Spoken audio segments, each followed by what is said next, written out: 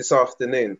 So really what I'm hoping to achieve is by the end of this session, for those of you that are in attendance, you'll be able to demonstrate an understanding of some of the key challenges and barriers to fathers' participation in children's social care, as well as identify some good practice interventions in promoting positive father engagement.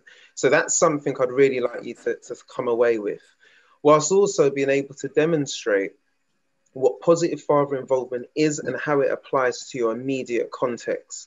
So for those of you that arrived a bit earlier, I asked you a link was put into the chat window for you to kind of engage in doing a form.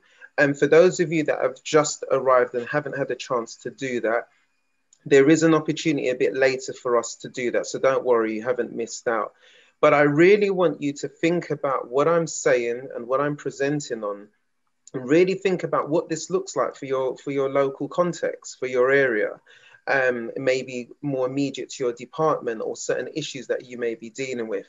And also think about other areas for, you know, developing your practice within your team and as a part of your overall service. So I'm really keen to see how you can share your practice. Don't hold it all to yourselves. Don't be greedy. It'll be great for you to be able to take this session and really, you know, share it with your immediate colleagues and others that may need to think about some of this stuff.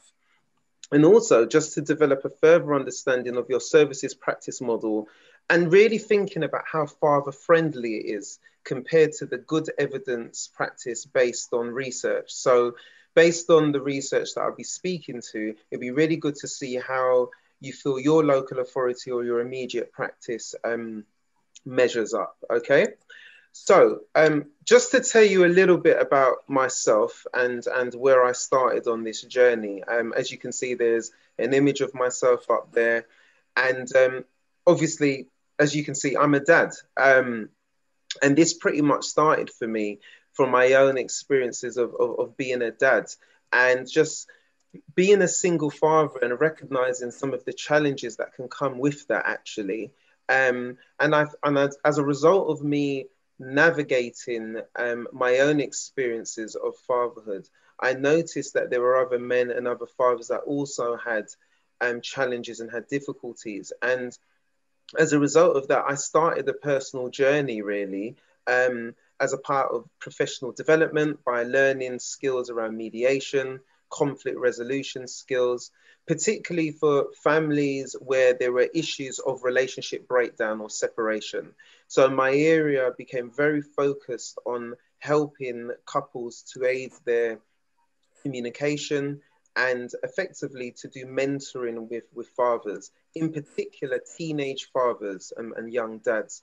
And that went on to kind of develop my skills in other areas of parenting facilitation, doing parenting workshops, such as strengthening families, strengthening communities, and incredible years, and a range of other training programs as well.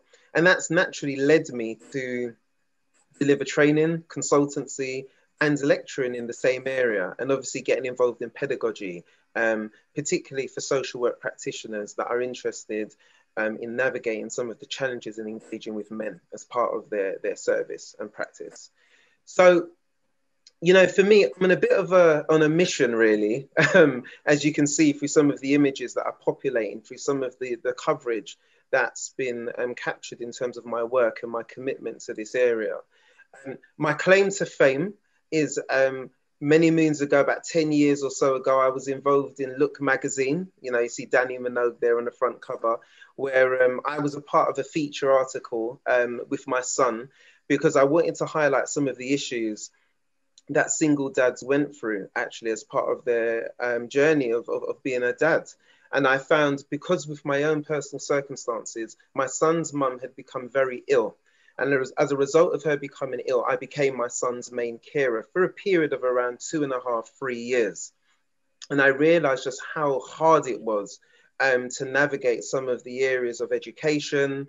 And to be quite frank, some of the lack of support that I got during that time. And I noticed that other men actually were going through similar circumstances as well. Hence why I grew increasingly interested in sharing my experiences, and really wanting to help the practice of social workers and those in the public sector. So I'm on a bit of a mission to help local authorities really, as part of their practice. And as a result of me training, doing extensive training over years and doing research and studying, I undertook my master's in applied anthropology. So I was very interested in the study of culture and people. And as a result of that, I then developed this approach in coaching, which I call Daddy CPR, which ultimately is about building and promoting resilience within families. But more importantly, thinking about building resilience within our practitioners and our social workers in their capacity also to be able to support the needs of men and fathers, as part of their parenting. So in essence, the mission really is to help professionals to really reconnect, reconcile, and really reinvigorate their brand engagement with men and male carers. As I know, this is often an area of great challenge for some practitioners. And I guess this is about pointing towards a vision where all, public services and personnel are really trained in pedagogies that inspire innovation, creativity, ingenuity, in the effective engagement of parents, families, and in particular fathers, particularly dads that are from a range of different contexts and backgrounds and situations. So that's very important. Just to give you a little bit about the methodology and the approach, as I mentioned earlier, I originally undertook some research as part of my MA, as part of applied anthropology, and I later on went to develop this research as part of a PhD program, which I haven't completed. But initially, I was gathering ethnographic data and field research around some of the issues that impacted on fathers as part of their engagement with public services. I was particularly interested around the experience for teenage and young dads. To develop further from this, naturally, as a result of this, I then developed further work in the area of consultations as part of focus groups with fathers, particularly around grabbing and capturing their feedback about services and how they experience services as either as a single dad, a young dad, a dad from another ethnic background may be considered BAME, from some other form of ethnic background or circumstance that may really add to the experience and to add to the development of practice for social work practitioners. And this has led on to naturally, organically move into the area of supervision, training, and practice.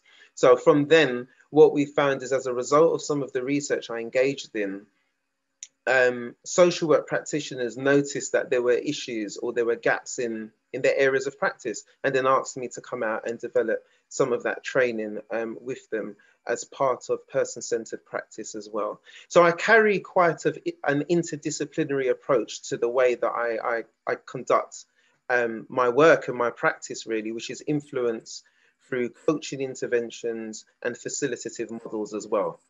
Just to give you a theme of some of the major areas that I kind of cover, that I find that social workers often like me to deliver training on or sessions on, is often around positive father involvement and exploring what that means as part of practice, navigating difficult splits, where we're talking entrenched conflict between mums and dads, and how to work around couple conflict as part of practice, exploring parental alienation as well, where one parent is sometimes pitted against the other parent, is often alienated, and also looking at areas of modern masculinities, really keeping up to date for what it means to be a man. How do we identify with this form of masculinity, and how do we engage with men's frame of references as to how they see themselves and their role within the family.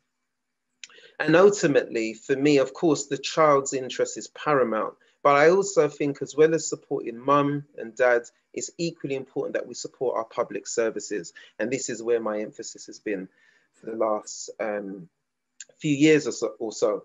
So what I wanted to do, and hopefully Megan can help me out here, just to gauge where you're all at. I know there's 51 of you, of all of us in here at the moment, as participants in the webinar. It would be really great to get an idea of, you know, how you rate your practice at the moment in terms of father engagement. So it'd be really good to do a polling exercise where we can kind of find out, you know, how do you rate yourself? Are you good in this area? Bad? Is there, you know, room for improvement? It'd be really good to kind of get a sense of that. And okay, Megan's put up the poll for us now. So it'd be really great if you can just simply answer where you're at, and it would be good. And hopefully we'll get a sense of where you're at as a group on this live call in relation to how you rate your practice. Okay, so that'd be great.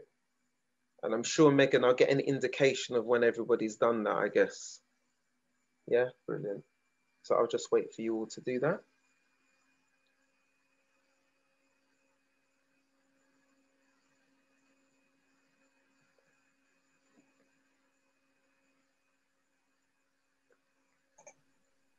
I'm not sure if we're going to have any more responses. Okay. So I'll end it and it should come up on the screen. Okay, wow, 80% of you, okay, agree that there could be room for improvement.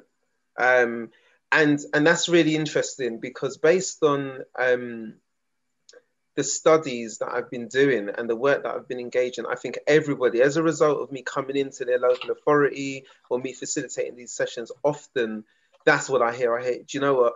We could really do much better at this, you know? So it's really useful to kind of see that as a poll as part of that exercise. So thank you for participating in that.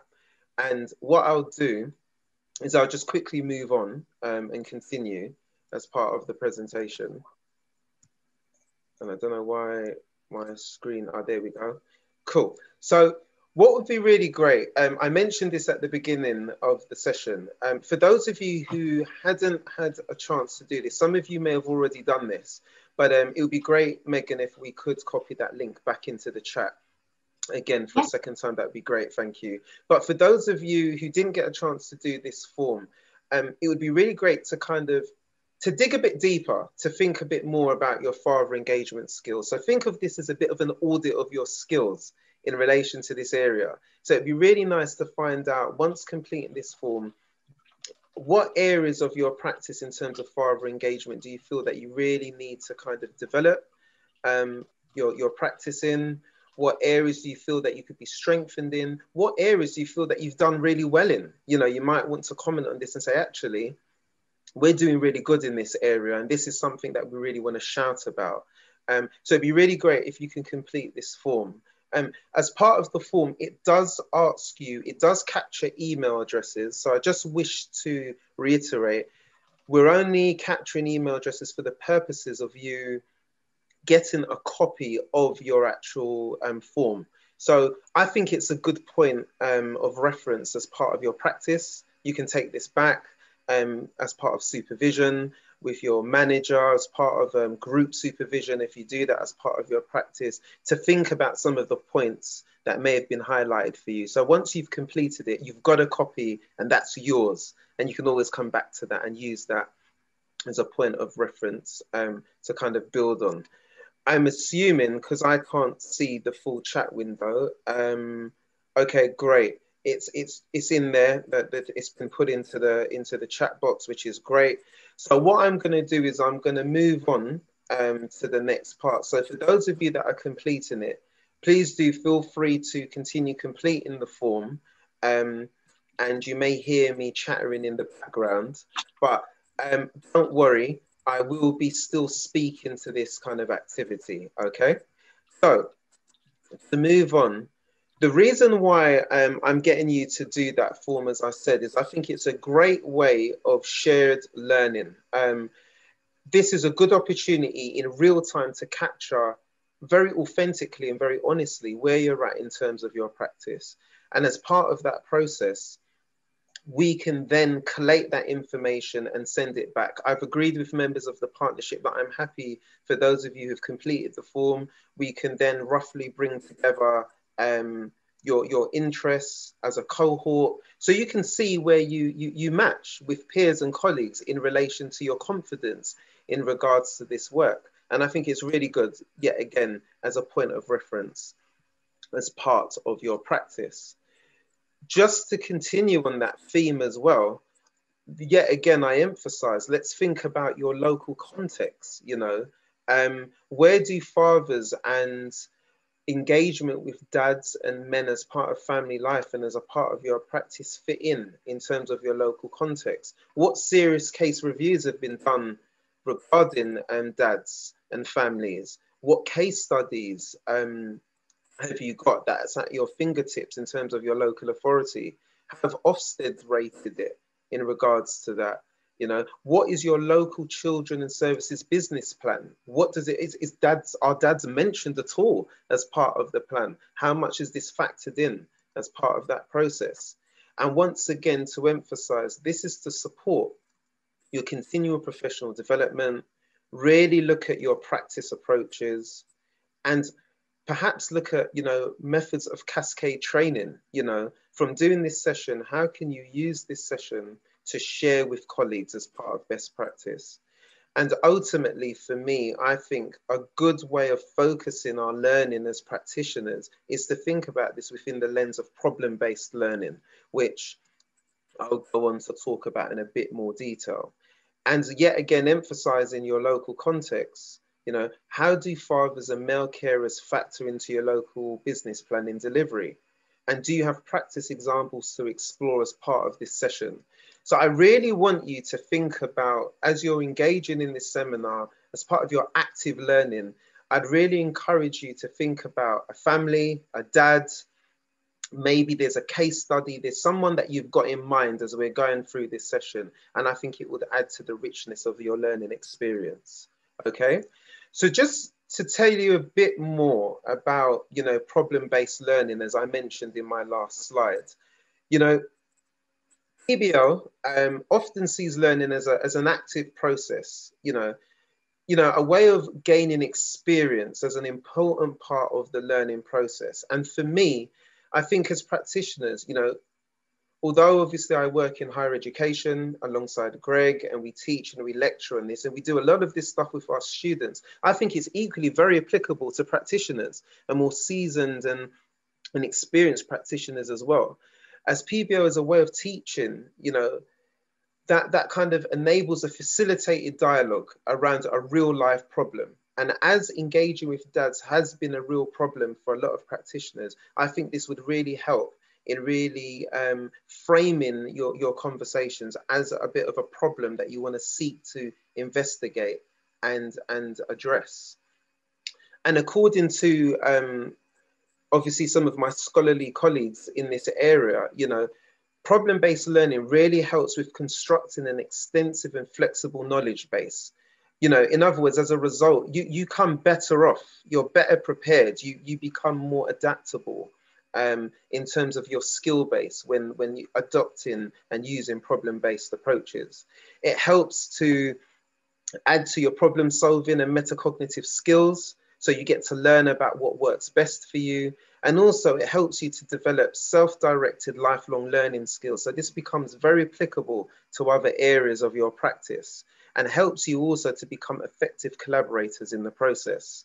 And ultimately this assists with your intrinsic motivation to learn overall. So this is really helpful.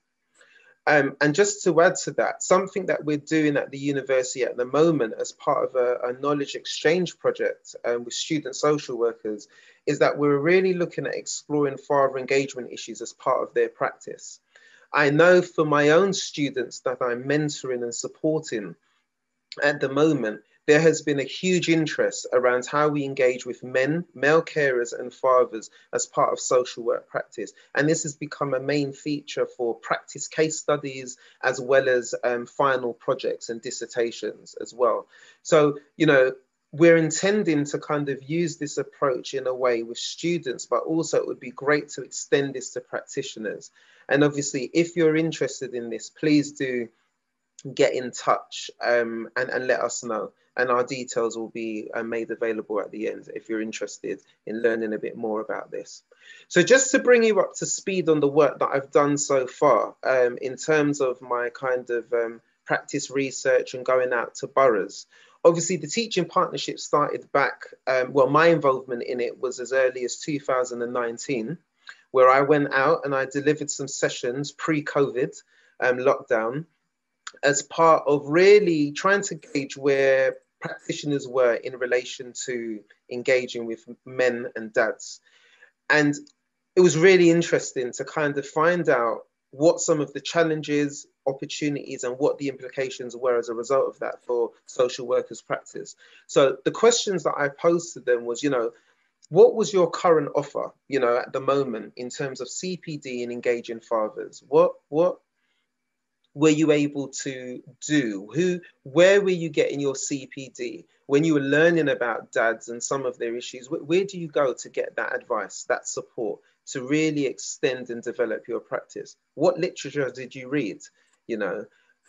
How effective is your current training in CPD in relation to dads? That was another question that I was interested in finding out. And largely as a result, how confident were they in engaging with dads, particularly dads in different contexts, whether these were maltreating dads, who were perpetrators of domestic violence or abuse, dads that were seen to be non-resident or absent fathers or estranged dads. How did you factor in your practice with those dads in those contexts? And ultimately, it did bring up a lot of questions for practitioners, and I'm going to speak to some of the feedback that I got as a result as I go in as well a bit later on. So I guess ultimately, when we're looking at positive father involvement and we're thinking about this in relation to our practice, what am I actually saying? What are you talking about, Kevin? And I guess in a way, this is what sums up what I mean by positive father involvement. So, where it's safe to do so, it's about really involving fathers in the direct work to empower marginalized fathers to be a better resource for their children. This may mean really going beyond the calls of duty to help them to be prepared to engage with life. And this may involve practical support around helping with housing, benefits advice, and its main mean to help really to address addictions and mental health problems or issues of violence. Practitioners are also encouraged to use strength-based approaches, where we can balance criticism and praise and recognize strengths as well as problems. What I've found from the literature that I've surveyed as part of my PhD and my research was that where men only felt criticized, they were more likely to reject social worker involvement and withdraw from the process. So there was a saying that my supervisor used to say to me, and he always used to say, despite how bad things may be, however bleak it may look, there's always a little bit of positive that you can get from that. And it's about working with that positive, however bleak and however bad it may look. So strength-based approaches are really important. And another area in relation to positive father involvement is that practitioners really need to think about and understand, ideas of contemporary fatherhood and masculinity, and this is with a view to assess fathers and the wider family dynamics, okay? Because we can't make assumptions about dads based on our usual experience of dads or how we perceive dads. So it's really about exploring, where dads are at and how they factor in as parts of their role and what it means to be, a man and a father in their family. And this was taken further from a study by Brandon et al., who was exploring the experiences of counting fathers in. And this was particularly looking at this in relation to child protection and safeguarding. So what would be really useful here, actually, because I know I've been speaking for quite a bit. So what would be nice, I know no one would be able to really unmute, but it would be really great in the chat box to get an idea of what your current challenges are in engaging with fathers. And for this session, I am particularly interested to look at how COVID-19 and the current restrictions has compounded this. You know, has it made it even more difficult for you to engage with dads as a result? Because we've all been moved to working remotely in terms of our practice. So it'd be really good to find out in the chat window, if you can, if there are any challenges or any points of reference that you may want to raise based on what I've said so far. So that would be quite useful. Okay. Okay, so I can see stuff is starting to populate already. So some people are talking about, you know, from Bola, sometimes mothers are not providing the right contact details for fathers. And yes, that can be one of the issues. And we will start to talk about gatekeeping, you know, parental gatekeeping and how that can impact on that process. Definitely, you know, how to get fathers to engage in the single assessment process. Okay. It can be difficult when the father's had previous negative experiences with social services. Definitely, yeah, 100%. That can play a big part. I find it hard when dads are not willing to engage. I'm working with a family and the father's returned to Ghana and therefore not always available. So I can see there are real barriers here as part of that process. Definitely, unconscious bias causing barriers. Yeah, this is really helpful. I can see it's really populating. Brilliant, brilliant. And I'm glad to see that you're really engaging with this because like I said, this really adds to your learning experience if we're able to kind of take real cases and think about this in real time. Fathers in denial of the presenting issues. Yeah, dealing with certain attitudes can be quite challenging as well. Fathers' mistrust of agencies having, oh, sorry, that just lost that a bit. So I think it's moving too quickly that I lost that. Where are you? So yeah, so father's mistrust of agencies having had previously unhelpful experiences and less comfortable with talking about difficult experiences and their emotions. Yeah, 100%. All of this is right on the money, everyone. So thank you so much. It's always good to see that people are interacting and responding to what we're putting out. So this is really helpful. Thank you for that. Very important. So I'm going to move on as part of this conversation. Kevin, we've got a question. Does having a male social worker make a difference? Interesting. I feel, in my experience, and I am going to speak to this a bit more because I'm going to share some of a good practice example, a good model of systemic approaches, which I think really helped in a program that I was working on with the Tavistock around working with couples. I don't think the gender is a huge issue here. I don't think gender is a huge issue. I think the desire and the curiosity that we have for wanting to engage dads is what I think is very important. And this could be regardless of gender. I feel if you have a general interest in fathers and that is seen in your practice, that is experienced. So for example, commonly, if you're working in the context of engaging with dads where, you know, there are issues of historic domestic violence or there are issues of violence, I think obviously it's safe to say that they're going to be aware that actually hearing from you might be a bit of a difficult conversation. And I think keeping that in mind, it's about really using that strengths-based approach, showing that you're willing to hear their voice as part of the assessment and as a part of the process, I think is very important. So it's about a willingness to really engage with dads, and that being modeled through your practice, I think is far more important than the gender here. Although I do appreciate maybe hearing from a male would be quite helpful and useful for them in breaking down those barriers of engagement. But I don't think it's absolutely necessary in answering that question. I hope that answers that question. So moving on, what I am going to look at now is some of the barriers based on my own research and engagement with fathers over the years, that are really proven to be really difficult for social workers in terms of them engaging with fathers and with fathers' engagement with social care as well.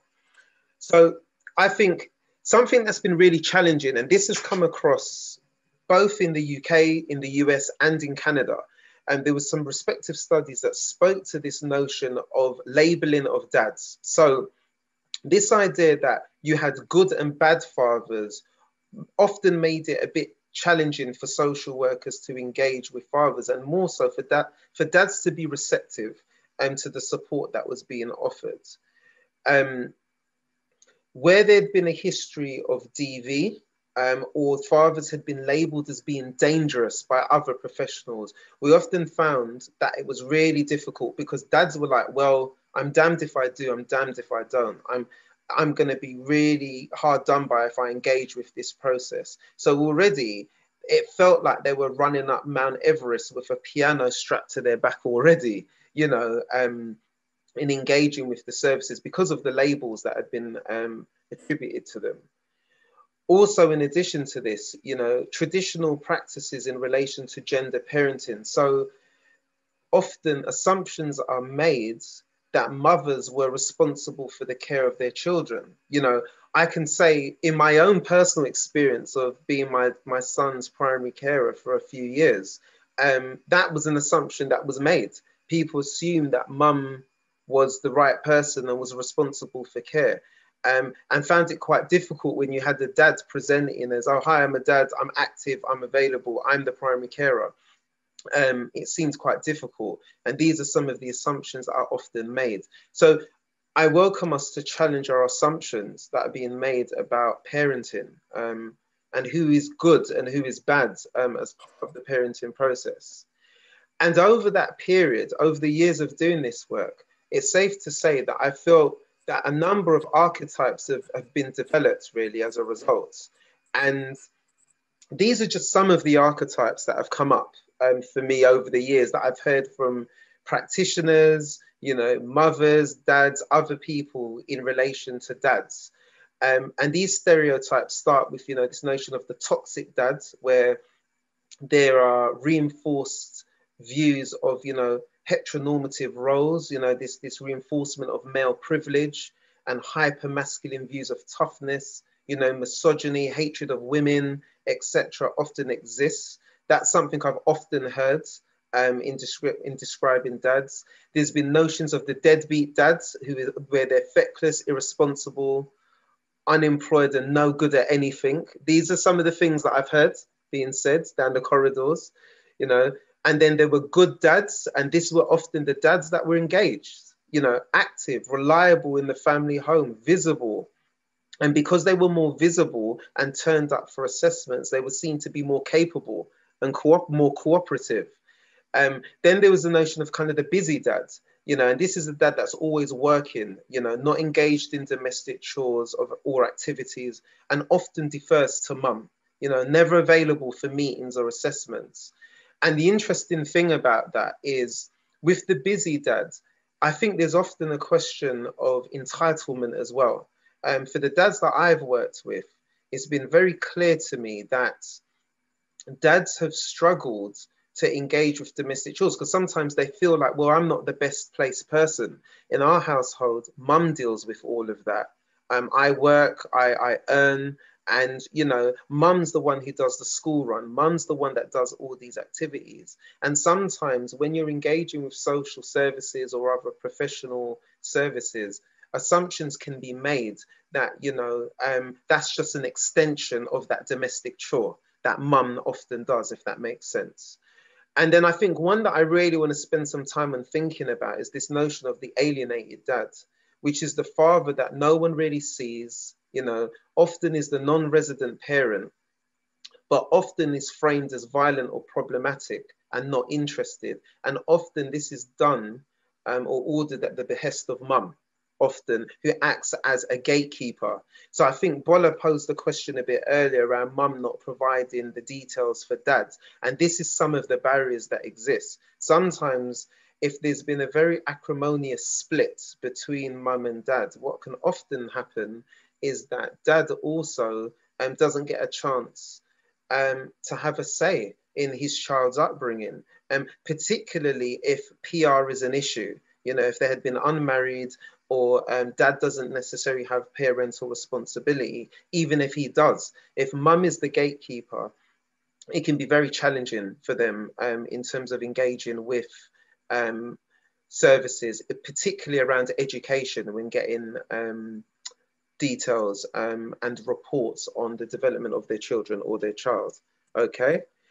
But I think it's really important to stress, though, in all of this, that, you know, fathers are not a homogenous group. You know, obviously, each father's circumstances is very different. We all have very complex, unique issues, and these can be compounded by external influences and other factors. So it's really important to kind of stress that. But when we step back and we look at the wider discourse around father involvement and looking at some of the barriers that are in the public domain, as we know, we have a long-term issue with, you know, gender equality around, you know, paternity leave and paid leave for dads as well. This has been a significant challenge that we've seen over the years, and we know there's been a number of campaigns. You know, the Fatherhood Institute, the known think tank for the UK, who I'm also affiliated with, have done a lot of studies and research into this very area. Already I've mentioned parental alienation. We know now that this is becoming more known into the public domain. I know in Canada, in the US, and I think in Australia, parental alienation is better known in those parts of the world. But here in the UK, we're now starting to get acclimatized to this idea, or warming up to what parental alienation is, and really recognizing this as an area or a barrier for fathers and people where there's entrenched conflict between couples as well. And also, as we've heard, there's been an increase of, you know, male victims of domestic violence, where we're hearing about, as a result of COVID as well, this has impacted on relationships within the home, you know. And there was a recent survey done as part of a masculinity audit by CALM. I think that stands for the Campaign Against Living Miserably, where they looked at, you know, notions of father roles and men's roles and masculinity ideals. You know, what does it mean to be a man? They did an audit, and the audit revealed that increasingly more men are becoming really pressurized by the weight of societal's expectations of them, of what it means to be a man in today's society. So that's another area to think about. And when we consider new dads, expectant fathers, I know this has changed, but initially in the lockdown, you know, mothers were going into labor on their own. Dads were not allowed to go in with their partners. And this must have been devastating for new dads. Although this has changed now, and I'm also aware that there's been a significant barrier as well for fathers who are seeking to sustain contact as well, where there have been separation or a divorce, and they have court orders in place to facilitate contact. This has also been a barrier. As you can appreciate, this would exacerbate those things further. But as I said, I feel there's a real hidden barrier here, which is this topic of parental alienation. And, you know, just to confirm, so we're on the right page here as to what I mean by parental alienation. Parental alienation is ultimately defined as the psychological manipulation of children that forces them to reject an otherwise loving parent and grandparent. This is significantly harmful to children in both the short and long term, okay?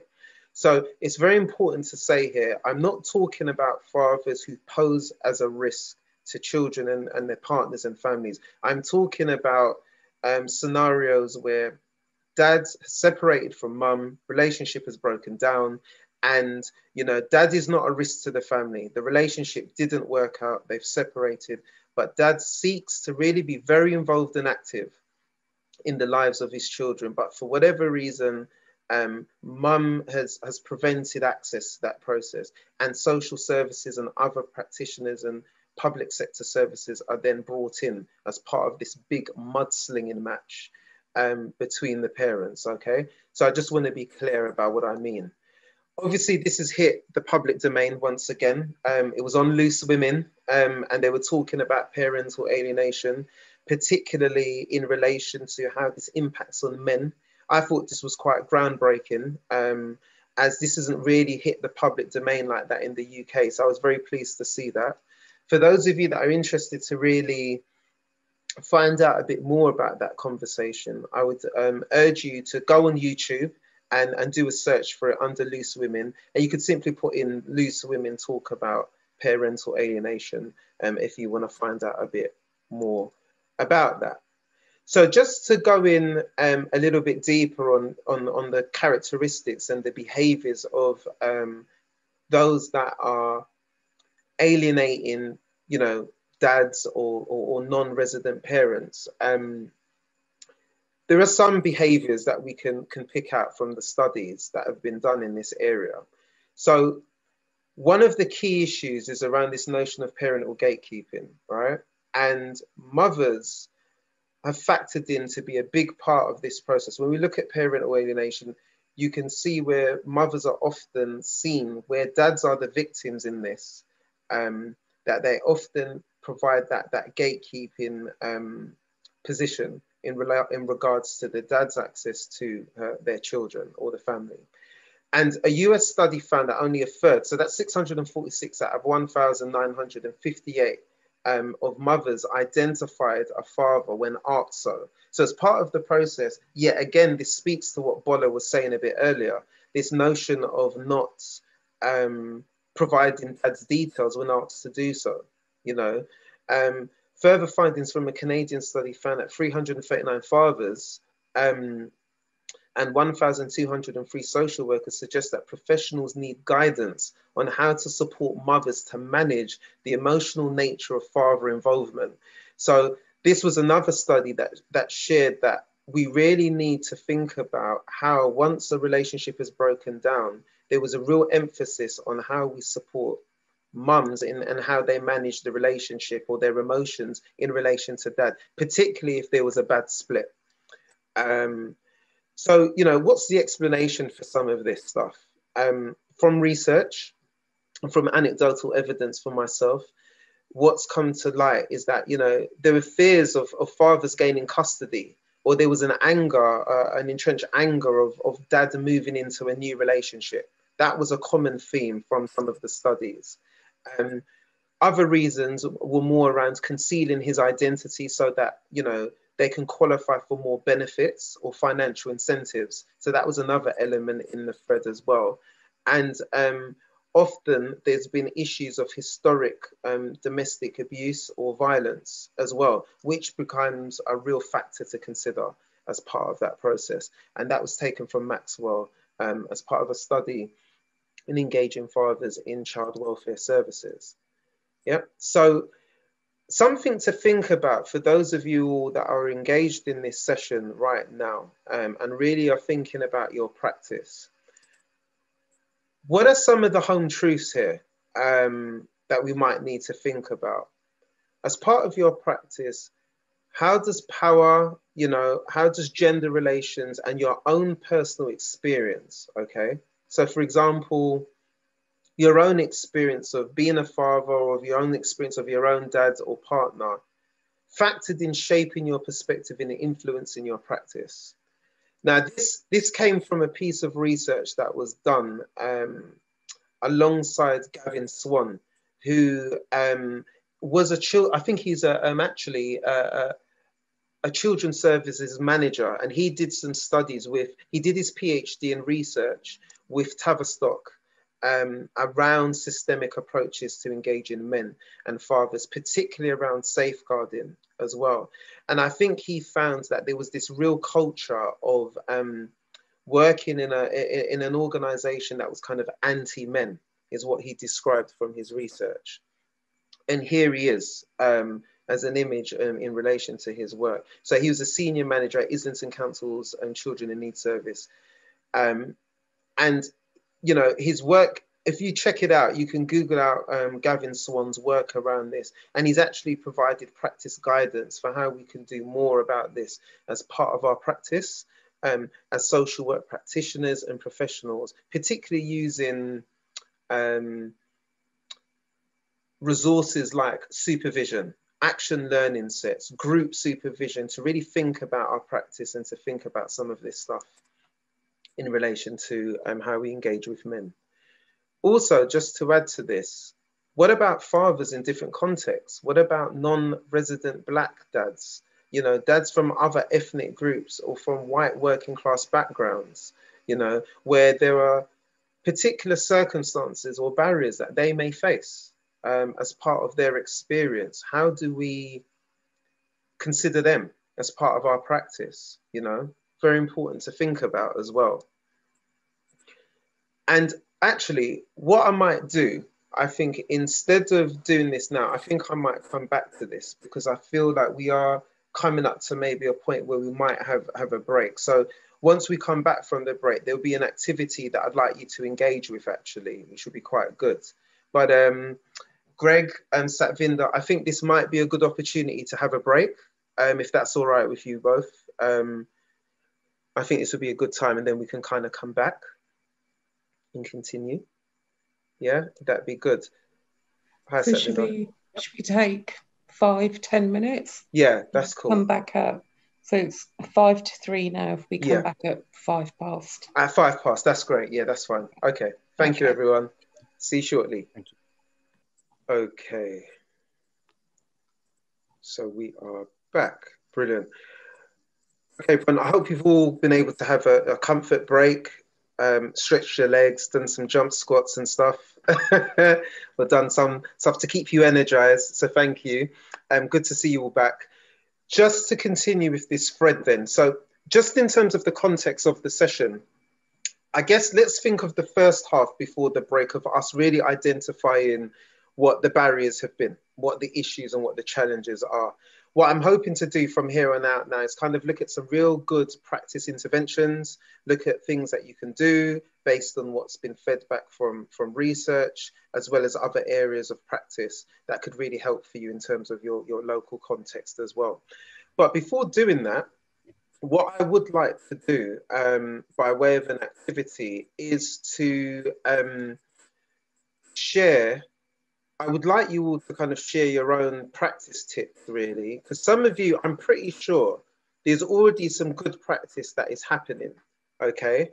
So what I would invite you to do, I'm going to use an interactive bit of software called Mentimeter.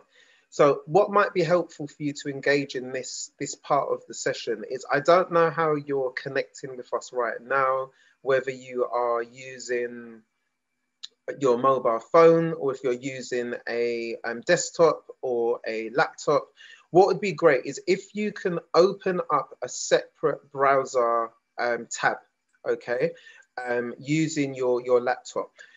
What would be even better is whilst you're watching this on your laptop, what might be easier is if you have a secondary device like a smartphone, okay, it would be really good if you grab your smartphone device and open up your browser tab. Okay, and then what I want you to do is log on to www.menti.com as it is on the screen, okay, and log in. And then once you log in, you're going to be given a join-in code to do so, okay? And there are some questions that I'd like you to kind of answer around sharing your good practice tips in working with fathers as part of positive father involvement. That's what I'd like you to do. So it's logging on to www.menti.com, and you should be given some joining instructions, and I'm going to locate those now because I have another browser window open, so it should enable me to do that. So the joining code is 910086 7. I'm going to type this into the chat box as well, so you all have that, because I think that would be, oh, brilliant. Thank you, Megan. Oh, you're a star. Megan's already done it. You beat me to it. Thank you so much. Great. So if you can, once you've joined, put in that code, and then they should be on your smartphone or on your laptop device. There should be some questions by logging on to www.menti.com and then put in the code not received. Okay. And Megan's put it back into the chat again. Brilliant. Thank you. Okay.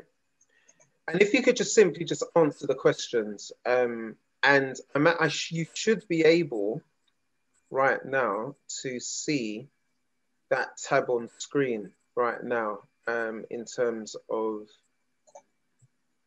the interactive slide actually. So that would be quite good. Still not received. Okay. Megan, can we pop that back in again? Yeah. Thank you. Oh, brilliant. So you've already started to populate it. Great, great, great, great, great. Thank you. This is brilliant. So what are your tips for engaging absent folks? Keep trying to make contact with them. Yeah, it's a bit of common sense there. Using active listening, showing empathy, non-judgment. This is brilliant. Please, making the effort. This is great. So please continue to add to that.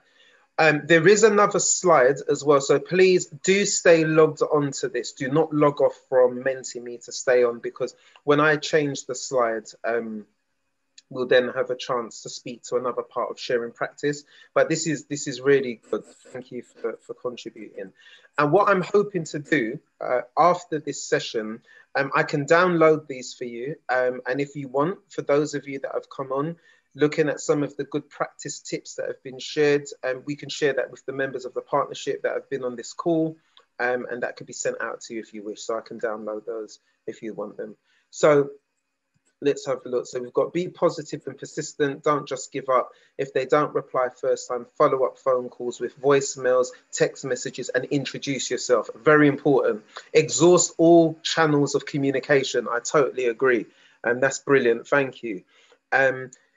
What else have we got here? Be open and transparent. Keep them in the loop, but also say how important they are. Yeah, very important. Not only to their child, but to us, and that we want to hear their voice. Yeah, definitely, 100%. Allowing them to tell you their narrative from their voice and perspective, remaining respectfully skeptical and open to their views. Yeah. Being proactive and trying to engage them by telephone. So yet again, we're hearing all these different, exhausting all avenues of communication, and this is absolutely brilliant. So thank you for those of you that have contributed to that as well. Like I said, I will get these downloaded and then we can share them later. Okay, I'm going to move on to the next part of this interactive slide. So please do remain online, because we've moved on to the next part. What I want to hear is, what examples do you have of good father inclusive practice? So what do I mean by that? For example, there may be a piece of work that you've done, with a family that which particularly had dad in mind, or was really focused around working with a male carer. What did you do? Was it a piece of work, a piece of practice that you engaged in?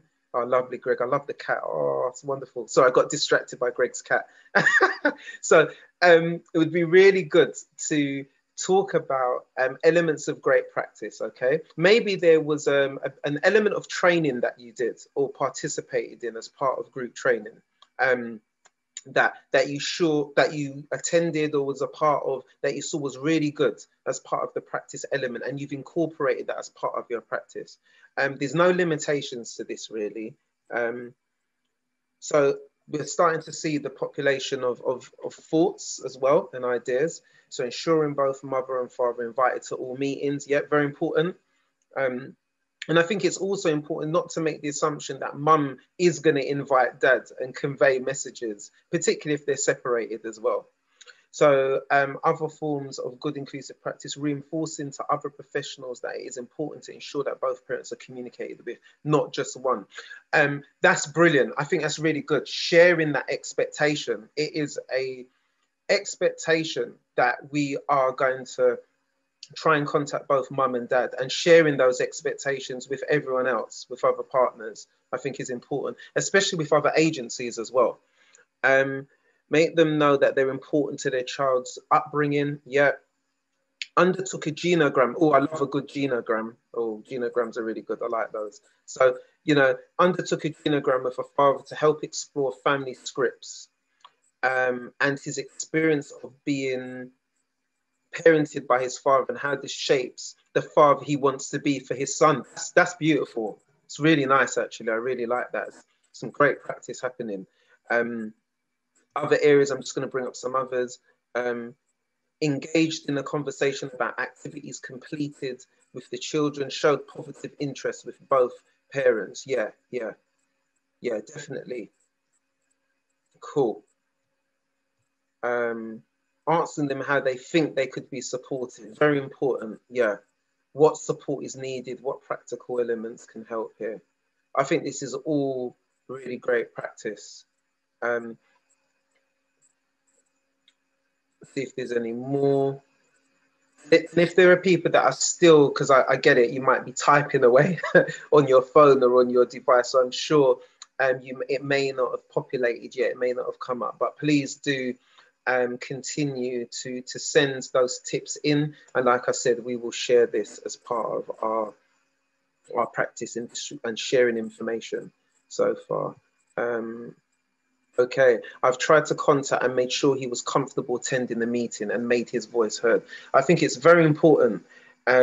In my experience, and as I said, when we start to talk about good practice interventions, I'm going to speak to some of my own tips that I've got for you all, as well as tips from research that I found worked really well. And some of these things are very simple, actually, but means a world of difference.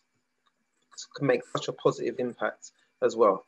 Okay, brilliant. So what I'm going to do is I'm going to move on. I'm going to move back to our main presentation because I need to then go back and stop sharing this and go back to my main presentation.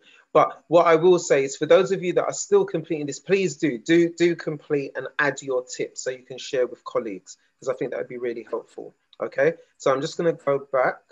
Just to let you know, Kevin, we can still see your presentation on the screen. So we can, can you? Yeah, we didn't see the That's brilliant. we didn't see the Menti stuff. So if you wanted us to, obviously you're going to have to share it. But if not, we can still see your normal. Oh, you couldn't see the Menti stuff. Okay, so I made the assumption that you could see the Mentimeter stuff being populated, because there's some really good ideas. But I did speak to some of them and read some of them out, so at least you had a chance to hear them. That's great. But you will be able to get a copy of them. Thank you, Megan, for updating me on that. That's brilliant. Okay, so back to the main presentation. So our focus now is going to be looking at good practice intervention. So we're in the home straight now, home run. I'm going to hit a home run for this one. So when we're talking about some good practice interventions in regards to engaging men and working with fathers, which some of you have already said from your Mentimeter submissions and what you've populated so far, it's really important to have a good proactive approach. I think we should take a firm stance to refuse any, referrals without reference to dads, For example, a program that I worked on, as I mentioned earlier, Parents as Partners, I was one of a few at the time, one of the first wave of practitioners trained by the Tavistock in this innovative program, brilliant program. And we absolutely made it known, we were transparent and clear that engagement with this program was mandatory for both mum and dad. We did not accept any referrals where there was, oh, dad can't make it, can you still take mum instead? No, we're not accepting that. And we found it helped with higher levels of father engagement overall. And this has been backed by research, to continue with this. Another study with 162 parent support professionals from 12 local authorities found that the way in which they approach fathers had a direct effect on their involvement. Once again, using things like, we really want to hear your voice, your point of view is important. These are the kind of things that are really helpful to echo with fathers, so that they can hear that there's some sincerity there in you wanting to hear their views and opinions. A qualitative study from children's centres in 7 local authorities across England and Wales reported that fathers preferred activities where there was an activity based around them and their children. I found that in my own work really helpful. So in my own parenting programs that I did, there was an emphasis on play. When I was working with dads that had much younger children, we often did a bit of, bit of rough play, bit of games and stuff was always really helpful with dads. And we found that, if we pitched the support around these activities, they were more likely to engage. And when there is a spotlight shone on just dad, where he's expected to answer, for his parenting choices or his activities with his children without an activity to engage them in, I found that to be more challenging in terms of my own practice and work as well. And just to say there, the most important effective interventions, doctors, I said, a strength-based approach, focusing on the important contribution that fathers make to their children.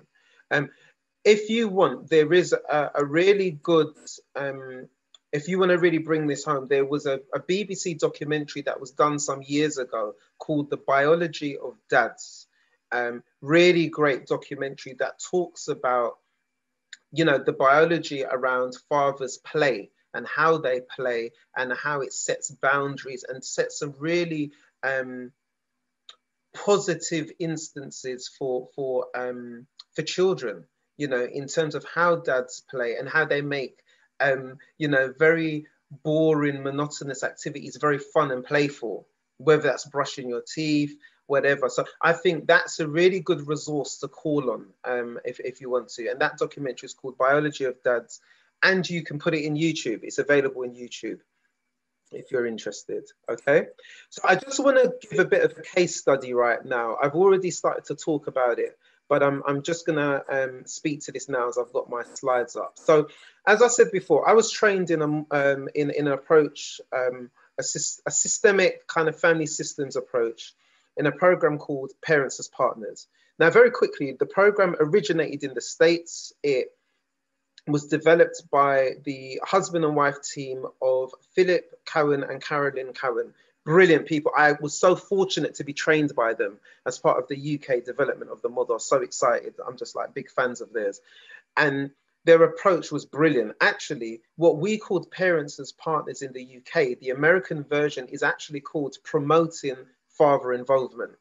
And their model is very simple. In terms of the systems model, they look at the family from a range of different areas. First, they look at the parents as individuals, okay? And they look at them individually as part of their capacity for coping with internal stressors and how they meet their own individual needs. So although they're parents, they are also individuals. So we looked at that strand as part of the program. The program lasted for 16 weeks. So we had a manualized program, which at different points over those 16 weeks, we worked with couples in the room with both a male and female joint lead. I was the male lead, and obviously with my colleague, we went through this manualized program for about 16 weeks, and it was a 2-hour session per session over those 16 weeks. And through that manualized program, we spoke to these different strands. We looked at them as part of a couple relationship. How do these two individuals work together as a couple? Now, I just want to emphasize the couples that we worked with were in different circumstances. Some were cohabitating, some were married. There were some that actually had separated or divorced. But what joined them was their co-parenting relationship. So although we had this manualized program, different couples came there with different incentives in mind. Some were to focus on their co-parenting relationship. Some even got back together as a result of us doing our 16-week intervention with them, which was really great. So the other element to this as well is then to look at them not only as individuals or as couples, but also to think of the parent-child relationship and to think about their family of origin. How does their family of origin impact on the way that they parent? What kind of habits, what good habits, and as well as that, what bad habits might they have picked up, particularly when you think about issues around abuse and violence as well that may have been picked up and may become perpetuated within the family. And then ultimately, we were interested in looking at their overall stresses and support systems. So what protective measures were put in place and what strategies could be developed to help the family from withstanding external stress, things like unemployment, you know, ill health, other issues that may have impacted on the family. So it was once again about how we build resilience within the family unit. Just to add to that, this is a visual breakdown of what I just spoke about. So in a visual form, as you can see at the top, you've got the grandparents as the family of origin. And this just really breaks down this family systems model. And I actually love this work because it saw the child as, or children as being part of an overall family system.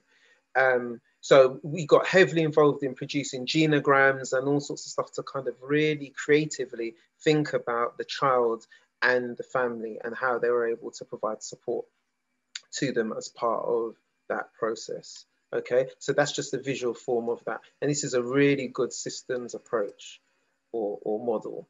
Now, moving forward, some of you may say, okay, that's really great, Kevin, but we've got issues of real entrenched violence, or there's problems of DV, okay, and that we need to think about. So when we're talking about maltreating fathers now, or perpetrators of DV, and I just want to add before I go on to this, that I think we've got a long way to go in how we also further develop perpetrator programs as well. I know we've made some steps towards that, but I think there's a lot more that we need to do in terms of challenging some of the behaviors and the attitudes of perpetrators of DV as well. But anyway, I'll just say that and then move on. But with maltreating fathers, a US study found that, you know, negative fathers did not understand the impact of their behavior upon their children, and they were more likely to have been convicted of a violent crime and problems of substance misuse, okay, with maltreating dads. So normally there was this sense of, well, my behavior is fine, I don't see an issue with this, and speaks to what I just mentioned about the need to kind of do more around challenging attitudes around that. Another study in the UK of fathers engaged in child maltreatment programs found that adopting cognitive-based strategies resulted in lower levels of violence to partners and children. So where there was an emphasis on behavioral change was really helpful. And you could perceive the program that I just described, parents as partners, really gave them behavioral activities that they had to engage, which was influenced by models of CBT, which I think was really helpful. Examples of that would be the Duluth program, which has now been known as Caring Dads. I think another program is the Respect program as well, which I've heard about, which is also quite useful and helpful as part of that process, as part of training. So these are the kind of activities that help. Now, respective US and UK studies found that fathers treated as individuals who had the capability of being effective fathers assisted in them adapting and modifying their behavior, rather than focusing them as an object of concern. So yet again, it's kind of reshifting this deficit model. I do appreciate it's bad, you know, they may have done some terrible things, but also it's about, I think, being open and understanding what's happened and working with them to make shifts in their behavior, okay, around that. And I think it's very important that we adopt that strengths-based approach. And also referring to programs and interventions that really can help in this process, that do that model. But I found, as a practitioner, as a social worker or a key worker, it is very important that if you're referring to these programs, you hold the keys really to some extent with how well they could engage. Depending on their experience of you will determine how well they're likely to engage with the programs that you refer to or signpost to as well. Okay. Another example to speak to about this is an activity that I did called Super Dad, and this is tied to the program once again. I think this is a real great activity that can be done with dads, can be done with practitioners as well. There's different ways in which you can adapt and develop it and change it to meet the needs of your immediate context. And with Super Dad, I did some of these activities as well as part of the teaching partnership sessions that I went out and delivered pre-COVID. Now, simply put, with Super Dad, what you do, and another word for this, I guess, as an activity, is using mediated dialogue, image mediated dialogue. So what you're doing is you're getting dads to really engage in an activity which does talk to them, but really doesn't. They've got this other external thing that they can engage with as a way of mediating their dialogue. And simply put, what you do is you get dads to create a superhero. You know, and this superhero dad has to base their superheroes around fatherhood. You know, what would their superpowers be if they had them? And, you know, you really engage dads in this process if they're up for it. You know, what does this superhero dad kind of look like? Describe them. You find often they're describing their own circumstances, but this has been a safe way for them to be able to do it. What kind of family does that superhero dad have? What is his alter ego? But I think also, as well as getting to know what their special powers are and where they're from, it's important to get them to know what are their weaknesses of this super dad. You know, what's their weakness? You know, Superman has kryptonite.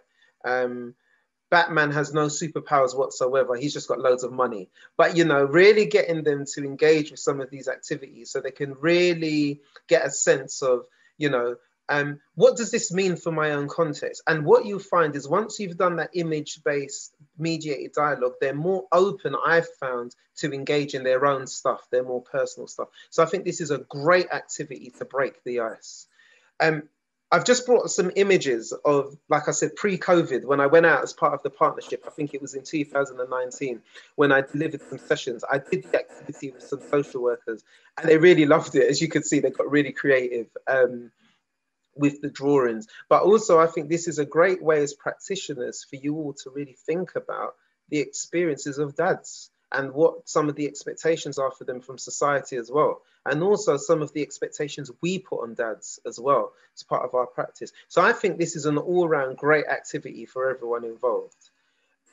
Just to say, some of you maybe, I haven't looked in the chat box yet, but I'm pretty sure people are like, well, how can we get access to this? How do we do this? How do we get these slides? What I want to say is, if you wish, I have put together a very short PDF document that speaks to some of these activities for attendees of this session. And it breaks down the Super Dad activity that I just described. It would be really great. For those of you that have really been interested in this session and you found this useful, helpful, if you want, at the end, we are going to put a link into the chat window where maybe you can sign up to get further updates, because I have got a blog that speaks to some of this stuff and really is shaped around aiding your CPD, your continuing professional development, as part of your annual logs. So this would be a good way to think about your practice. And this PDF document that I've produced will help to support your practice in that regard, okay? And I think that's awesome. So that's great. So moving on, other little tips to think about, particularly around absent dads, when you think about dealing with estranged dads. You know, when you're doing home visits and stuff, you know, or going into the family home, check for basics, right?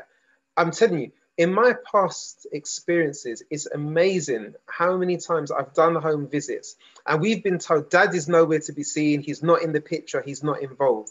And I'm in the house and I can see workman boots in the passage, or you can see men's clothing, or you see where there should be only 2 toothbrushes, there are 3 if you've gone to use the loo whilst you're there. You know, there are some obvious things that maybe speak to the fact that there is maybe a manly presence in the home. So it's important to be very curious about that. As we know, locating birth certificates is a public document. We're able to get someone's birth certificate if we know where we're at, in terms of if we've got their name and details to do that.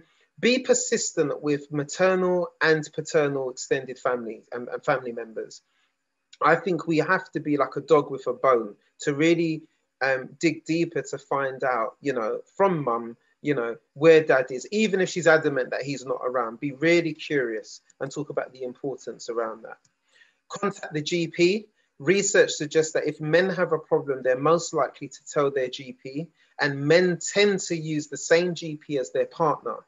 And men very rarely change their GP. Very, very true. I can attest to that. Very rarely change your GP. So it's very important. These are some things that you can do. And obviously, as you know, you've got agency to do these other checks as well. Where mothers frequently gatekeep, so that's withhold the father's identity, like I said, don't give up. Ask at every meeting, challenge her non-compliance, and explain the benefits of contact with the father, particularly if there aren't any issues of historic domestic violence or risk to the family. And just to continue with the thread from Gavin Swan as well, it's just important to emphasize that we should use our due diligence in finding absent fathers. And you know, this needs to become a practice expectation, like I said. And of course, this requires persistence, creativity, and curiosity. And above all, time to investigate multiple fathers, any of whom might be a risk and a resource. So I know as part of our practice, we are constantly weighing up the risk, but also I hope that we can consider the resource that fathers can present as well. In all that negative, there may well be some positives, and that may be the nugget that you could use to really hold dad's attention and to secure his involvement as well. So if we did a little pause for thought for a moment, you know, some questions to think about as part of your practice, you know, this notion of parental alienation, if mum is a gatekeeper and she's very against dad being involved in family life and is withholding his contact details, is this a form of abuse? Although it's not categorically recorded as that, but how can we as social workers or practitioners further exacerbate this alienation? What I found in my own experience of delivering these programs, where there has been quite a acrimonious split. Sometimes, in my experience, mum or dad can use public services as like weapons of mass destruction against the other parent. You know, for example, I worked with a couple who had been going through a divorce and separation. We weren't aware of them at the time when we engaged them as part of our program. But mum was very adamant that dad was a risk to the children and to her. He was very violent. Social services got involved, the police got involved, several agencies got involved and investigated. And at the end, after, I think it was a few months actually, because they weren't suited for our program because of the acrimony and the level of hostility between them. But we later found that mum had been weaving a narrative actually about dad, suggesting that he was dangerous and that he poses a risk. And following the investigations, we found this not to be true, following the investigations of social workers and the police involved. So it's very important that we think about the roles that we play. When a dad presents to you, or if mum is saying that dad is violent and he's terrible, of course, we have a duty to investigate these things. But at the same time, I think be very open-minded and be willing to hear dad's voice in it as well. It's very important. And, you know, also think about, you know, what your views are about men, you know, looking about your own personal views. What's your experience of them? And how does your perception of dads, particularly of male perpetrators, impact in how you conduct your practice and how you engage with them more generally? And like I said, how influential can your own personal experiences of some of this stuff play? Coming back to the point that Gavin Swan made earlier as part of his research. And, you know, what are the challenges for engaging men as part of safeguarding? And once again, how does this all play a part as part of COVID as well, given the current restrictions, you know, thinking about all these things? How are you navigating these areas? Okay. So that was kind of our pause for thought. So in moving on and thinking about this, I guess as a result of kind of attending this seminar, engaging with this, I'm pretty sure for some of you, this has raised more questions than answers, okay? And that's perfectly fine. And I guess what I would invite you to do is to think about what's next in terms of your training for your team. What is next for you? What are the other areas that you might want to focus on? What's the best way to kind of get this information out to you? How currently are you engaging with father practice? How do you get your information and talk about this and share this with your peers? What are your local challenges that require attention? You know, do you find that there is a particular issue of concern that is unique to your practice or to your particular area? Maybe that might be working with a specific cultural group, for example. I don't know. But these are things that you might want to start to think of as a result of this. And how do you keep abreast of developments in the field of father engagement? You know, seminars, how are you going to keep engaged with this stuff so you keep your practice live and current as well? Just wanted to do a plug of a documentary that I did just for your interest. Award-winning documentary that I took part in called Unheard Voices, where I focused on the work with teenage fathers. At the time, I was a development worker for City and Hackney's Primary Care Trust. We received funding because my background was in film and documentary filmmaking, and we produced the documentary exploring the experiences of young dads back in 2003. I was slightly younger then, so you know, don't hold that against me when you watch the video as I show up. So have a watch of it. It's really good. It's available on YouTube as well. Here is the link. I don't know, Megan, if you're able to put that link into the chat window as well. So if people want to check it out, thanks, Megan. You can have a watch of the documentary. And I would argue that some of the issues that were present then in 2003, I would argue are still there now to some extent in terms of some of the barriers that these young men face. So it might also help you as a point of reference to look at what some of the challenges are, but also to think about what some of the solutions are to our practice and how we can overcome some of these issues. Okay. Equally, if you want to keep abreast of the work that I'm doing, like I said a bit earlier, I'm very keen to really explore this process of problem-based learning and working with local authorities and practitioners, and with student social workers as well as part of this area, because I'm increasingly hearing back from my student social workers that I work with at London Met that they're increasingly finding it challenging. They may have found an issue with they're working with a dad who there's been an issue of domestic violence as part of their placements, and they don't quite know how to navigate it or to deal with the issues. So I think if you want to keep abreast of stuff, and this might be particularly of interest to practice educators as well, that are supporting students and placement or placement tutors, it'll be really good to kind of sign up to our mailing list. And the link is there as well. So feel free. I think Megan may have already put that in as I've been nattering away. Thank you, Megan, about that. So it would be great. If you're interested and find out a bit more, please do sign up, and it would be great to hear. And of course, as a little bonus and an incentive, for those that sign up, you will get your problem-based learning PDF that I spoke about as part of this session. Okay, brilliant. And there'll be a range of different activities to help you as part of your practice. Okay. Like I said, further questions to consider. Final thoughts, you know, think about non-resident dads and COVID-19. How are you going to sustain contact during this pandemic? You know, for dads, that's a real issue for them. And how are you going to play your part as practitioners and professionals in that process? You know, how has COVID further exacerbated instances of domestic violence as well? You know, what is being hidden out of, or what's been hidden in plain sight, you know?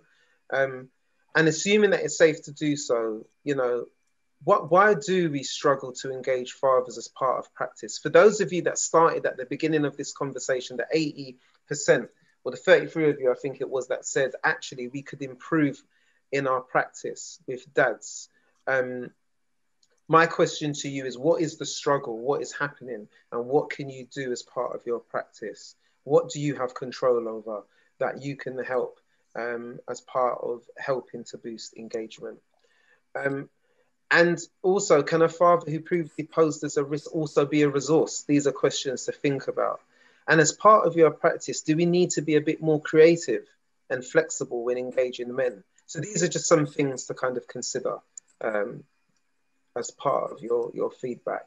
So I really hope, I've really enjoyed doing this session. This has been great to be alongside my colleagues and to meet some new colleagues as well who's been tuned in. So it would be really great if you're able to, in the chat box, I think evaluations will be going around, but it'd be great to just share how you've experienced this. And just as part of your final thoughts, you know, if there are questions that remain unanswered, how are you going to answer them? What are you now going to do? If I've raised more questions, what are you going to do to be able to address them? And how are you going to ensure that you do this? And once again, who else needs to be attending these sessions? Is this something that you might need to go back to your learning and development teams to talk about? Are there more bespoke sessions that may be need to be done with your local authority? Just things to consider as part of your practice moving forward. For those of you that are on social media, and I'm very happy to say that I've got a few followers as a result of doing this on Twitter. So thank you very much to the partnership for that. But my blog is available. Have a blog on LinkedIn where I post up stuff as well. So for those of you that are on LinkedIn, the professional kind of social media platform, connect with me. It'll be great to see you, great to hear your feedback about the session, and also keep updated on the work. And also, we're on Twitter under Daddy CPR. It would be great to get those copied in as well, Megan, if you can, if you've got some of those links. But yeah, do follow our work to be kept abreast of stuff. And I just want to say a special thank you to you all. Thank you to Greg. Special thank you to Megan for helping me with the technical support. Thanks to Satvinder. Also to Chris Lane and to Donna Jones, actually. Huge thank you to you all, because you recognize the urgency for this work. So thank you so much for having this included as part of the partnership. And thank you. It's been emotional. It's been great. And if you want to keep in touch, my email address will be there and is available as well. So feel free to touch base and say hello. And thank you.